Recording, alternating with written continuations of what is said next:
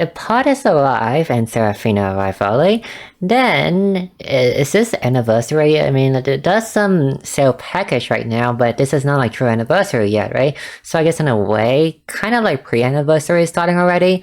And then we get our EX unit on the actual anniversary. I was surprised. I thought they would flip them around, but it's fine. We get Pardis early.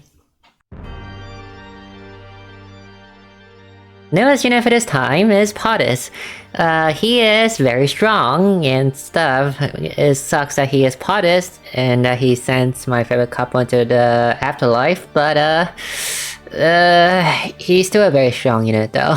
Pardis is a scholar, however, despite being a scholar, he's a sword DPS. They also introduced like a basic passive with him, so that his basic attack is also a sword attack.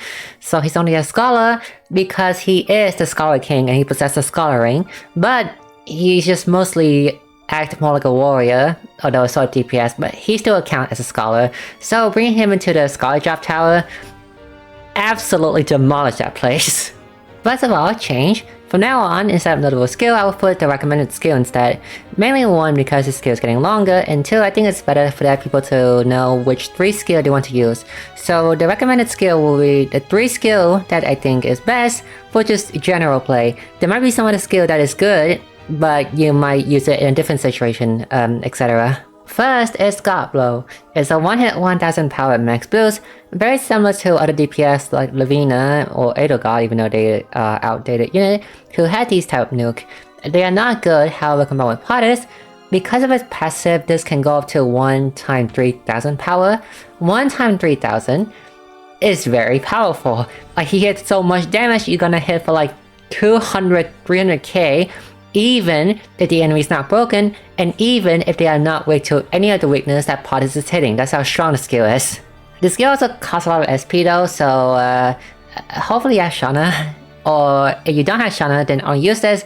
You can one-shot the enemy before they're even broken. The second skill is World Anguish. It's based on Herminia power and is a very powerful skill. It's the world that has yellow aura. Herminia, when you fight her, she also has like the sap SP power, so Pardis power is similar to that. This one is a 1-hit on the skill rating, but it's always a 4-hit.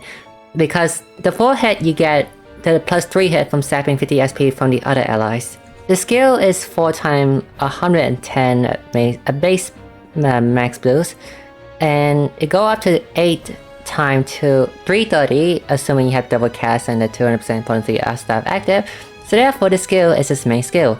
His nuke skill is an 8 hit, so it won't run into a cap problem that much, and it's also an AoE skill, so it's nice. And lastly, his third skill is Despotic Megalomania. This one is a buff, and this one, it is useful, and it is for a while until you get power creep eventually, but there was a moment in JP where he will be run with Black Knight and other DPS, maybe Black Knight and the VAR too, and you can run him in a triple DPS team because the skill is a 30% damage up and attack up to everyone in the front row. So essentially he is a DPS and he is a buffer, so you can use him and substitute the other buffer, hence why you can run either double DPS with Black Knight or triple DPS with someone else too. Although you are running Pardis as your main DPS alone, then the skill isn't that much important and you can swap him out for someone else. You can have someone else just buff him instead. Tiziano also work well because he can just like give guarantee crit and Pardis is lacking guarantee crit. So you can run the skill, instead of having the skill, you can run another skill of his and just have someone else like Tiziano do the buffing instead. But you have more so DPS, so the skill is definitely very useful. As for his passive are very OP. It's like kinda, except they make like a kinda but like stronger. The first one, the main one, is that whenever Pardis spends 3 boost points on an attack skill, he gains 200% potency up, but go last. Yes, it's very similar to kinda. Kinda was 120% potency up at 5 boost points.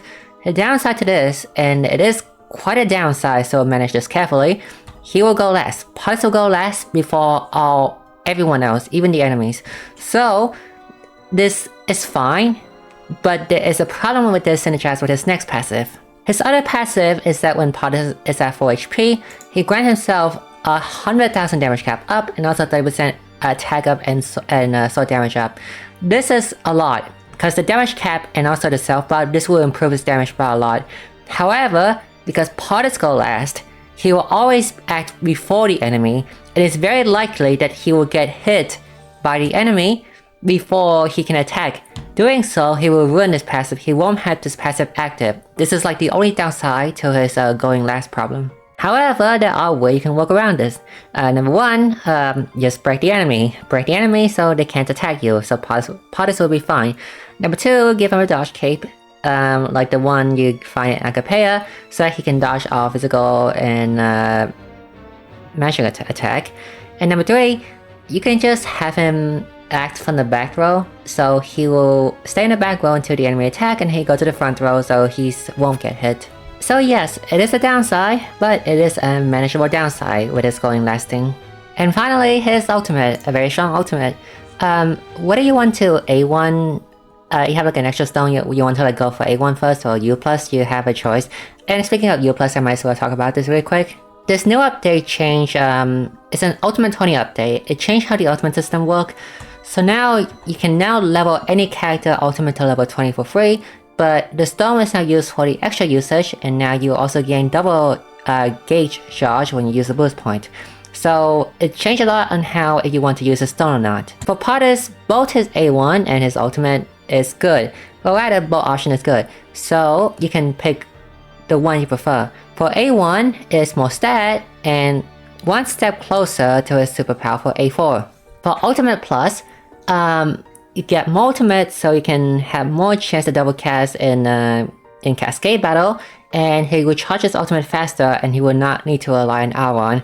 However, if you already have R1, then the second part isn't important as much, so you might do go for A1 if you do have R1. But if you don't have R1, I think you do want to have the Ultimate Plus over A1. As for the ultimate, he will heal his HP and SP to full, also dealing damage to everyone in the process because he is Pardis, and also grants out double cast. Because it's Ultimate 20, any player can get him to have 4 tons at level 20, which is very strong. So it's 4 tons, but minus the ton that he's buffing himself, it's 3 tons of double cast. So yes, double cast combined with everything he has above, he is a very, very strong DPS.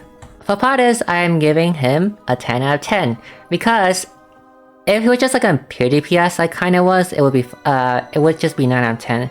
But because he has other utility, including a self-negating counter and the ability to buff the entire front row with 30% attack and so damage up, he can be more than just a DPS. So yes, his super high DPS combined with his like super high base attack combined with his super strong passive and ultimate together is why he is so good as a character.